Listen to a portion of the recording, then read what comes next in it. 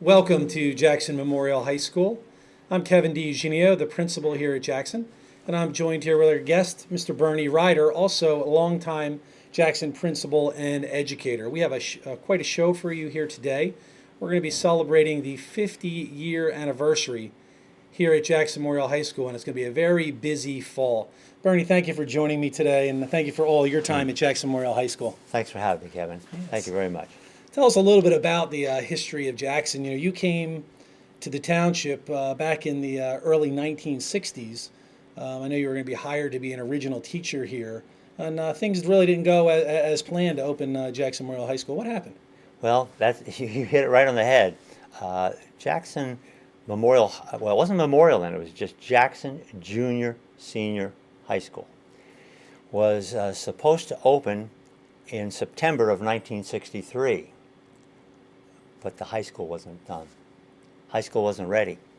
So the 7th, 8th, and 9th grade students were housed in the Switlick Elementary School on split sessions. Some were in the morning, some were in the afternoon.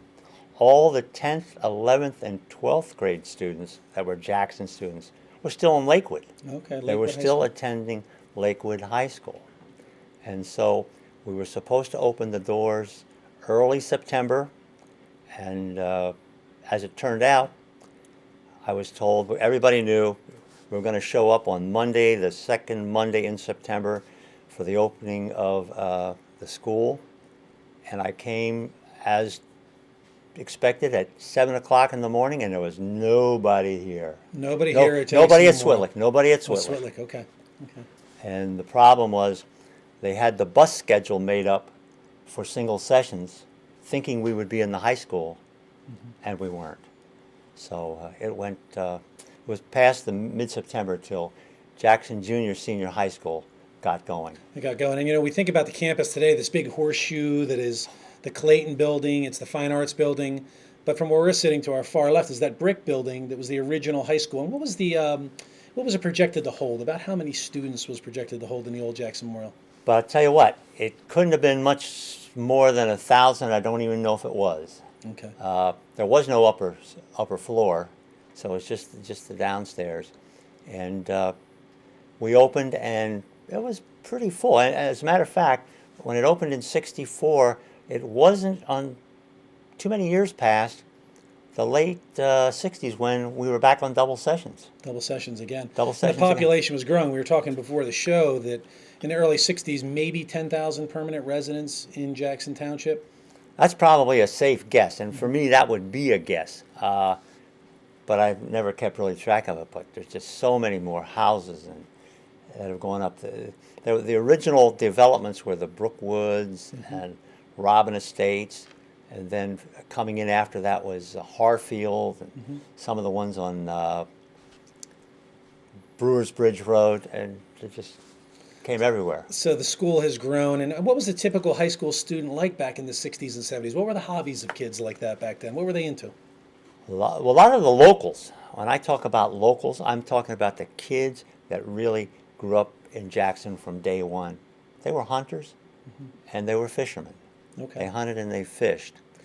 And there for a while, you could tell the kids who came here from somewhere else, Yes. and the kids who didn't. They were not quite the same caliber. Not caliber is not the word. The same kind of personalities. Sure. You know, the ones that came in from, let's say, North Jersey, Staten Island, Brooklyn, they were a little more streetwise. Okay. You know, I wouldn't call them wise guys, but they were just a little more streetwise. If you can understand what that might mean without. We're looking through the yearbooks and we saw lots of pictures of the hairstyles, the style changes over the years, and certainly the high school and the township grew up as we moved in through the 70s. Yes. And at that point, you were not only a math and a science teacher, but you also started a very successful wrestling program. When people think of Bernie Reider, they think of Jackson Wrestling. Tell us a little bit about your success with that wrestling program. Well, I came to school one day in 1966, and Don Connor came up to me, and he reached out to shake my hand. I shook his hand, and he says, "Congratulations." And I said, "For what?" he said, well, at the Board of Education appointed you wrestling coach last night. I said, Don, I said, we don't even have a team. I didn't hear anything about this. I never applied for anything. He said, well, they're going to have a wrestling team. You're going to be the coach. And at first I'd say to myself, I don't know if I have the goods for this. But I thought it over for a couple of weeks. I said, look, I'll get this thing started. I'll do all the paperwork and the legwork. But if somebody better comes along, it's his, no question asked. Well, nobody came along. And so being the obedient employee, I did it. And I liked it. And I did it for 15 years. Successful years, I might add. You had some dynamite teams. Oh, thank you. There. Yeah, we did have have state champion wrestlers. Yeah, we had some good teams. There's no two ways of denying it. But one day on the way home, I had a terrible practice. Kids got hurt, and I said to myself, as I'm riding along the Bennett's Mills Road, not too far from the Hess station, I said, I can't do this anymore. I came back the next day. Everybody was back. Nobody was hurt as bad as we thought they were. I'm riding home that day, and I said, you know what? I still can't do this anymore. And that was when once I decided, I wasn't angry about anything. Sure. I was involved in a lot of things. I was going to graduate school. I was doing this. I was doing homebound instruction. But that was it. And as the years went by, those successes, Mr. Reider was also an athletic director. You worked as an assistant principal, and then you were the principal here at Jackson Memorial High School. So the town has emerged, it's grown up, and by the late 90s, when you were the principal here, this school got pretty packed. We were upwards of, 2,500 students in here, and there's a lot of talk in town as people moved down here from North Jersey. The population went over 30,000 residents at the time. There was talk of a new high school in town. And in 2006, Jackson Liberty was built. Here we are. Yeah, tell us about your days as a principal here. I worked with you actually as your assistant principal. That's true. You That's did. true. You came in near the end, I think. But becoming principal was a surprise in and of itself, too. That happened overnight. Something similar to the way the wrestling position happened, One morning said, you're going to be there at 6:30 tomorrow morning. So I showed up. But those were wonderful days for me. Sure. It was probably the closest thing I did to being a classroom teacher. Because I got to see a lot of kids in different settings. When I was athletic director, I was with the athletes, Right. all the Sure. time. Games, matches, things like that. But when I was principal, I saw it all. When I was teacher, I saw it all. I spent a lot of times in the hallway between periods, and I did that when I was principal too. Stopping kids, who are you? And Right. I enjoyed that. And a great leader in that. I had a lot of good experiences with you through these years. And, now here we are, 2014. It's going to be a very special fall here as we celebrate 50 years. And you've been a big part of those 50 years. A lot of legends, a lot of stories, a lot of alumni here in town that are very connected to Jackson. And we have some big plans. We have some big plans starting in August, and I hope that you can be there. We're going to invite all the past principals back to celebrate. And I hope the community can come out as well and be part of the 50-year anniversary of what was really the old Jackson Memorial High School building. Yeah. We talked about giving tours. You'd been back here several years ago Yes. with some alumni, and what was their impression when they toured this facility? Well, they were in awe. The class of 1972 had a 25-year reunion in 1997. Okay. And I was their class advisor, and they invited me to it and so on. And I'd just become principal months earlier. I said to them, look, believe it or not, I got the keys to everything. Nice. I said, but if anybody would like to go back and tour the building, I'd love to take you. Because the building now had Clayton as a part of it, had the Fine Arts Center, had the auditorium. They didn't have auditorium. We didn't have anything. Everything is in the cafeteria. It was With terrible. a wooden stage that used to be in the back. I remember that wooden stage. Yeah. Oh my, it was awful. So I brought them, we took them around. There's about 15 of them showed up, and I can probably name some of them. I took them around the building, and I took them down in Wing C, over in the original building, into room one. I think it's room 139. It's a biology building. Yeah, science classroom, sure. So I said, one of the kids said, "Oh, this was my biology room." We went in, and they're looking around, and this man, he's now 25 years out of school, says, "There's my project from biology back in 1970, sitting up on the shelf." He says, "I'm pretty sure it is." I said, "Let's get it down." So we get it down. There it is. His name is right on it. His name is Roland Merkel. His name is on the amoeba. I think it was an amoeba. It's either an Blew the amoeba or a dust off it after all paramecium. those It's years. green, Yeah. not green with mold. It was painted green. I said, "Do this, Roland. Date it today's date." So he dated to, like 1997. So we all got a laugh and went about our way. But That's great. That's a great story about alumni, and we really hope that the 50 years of alumni can come back. On August 28th, our freshmen, we're going to be welcoming 400 students from the Getz Middle School who will be that freshman class, and we'll tell them how important it is to be the tradition of a Jaguar. We're going to have T-shirts made up okay. with the 50-year logo on there that all the students will receive. We will also have the Once a Jag, Always a Jag logo. Okay. We're going to be incorporating the old Jaguar logo, which you may remember, Yep. to the new Jaguar logo, which is behind us. We have both of those pictures. Is there any history behind that old Jaguar logo? Absolutely. Absolutely. Is that old Jag? Yeah, there it is. That old Jaguar logo. There used to be, it's still here somewhere, I'm sure. It's in the wrestling room now. It's yeah? in the wrestling room. It's probably about 5 feet tall, and it used to be down on Veterans Highway, right across from the municipal building, which is now the municipal building. But there was an old building there, and that was the police station, municipal building. It was everything, and it was very small. But anyhow, that sign was there, and they used to attach to it, I think it was the football schedule for the year. And then whatever happened to it, happened to it. And then there was a class of students that wanted to use that sign for a reunion somewhere back, I think that was back in the 70s. So they took the sign, and they took it to their class reunion, wherever they had the class reunion, and they all signed the sign with, magic marker, ballpoint pen, or whatever, and they kept the sign. They kept the sign.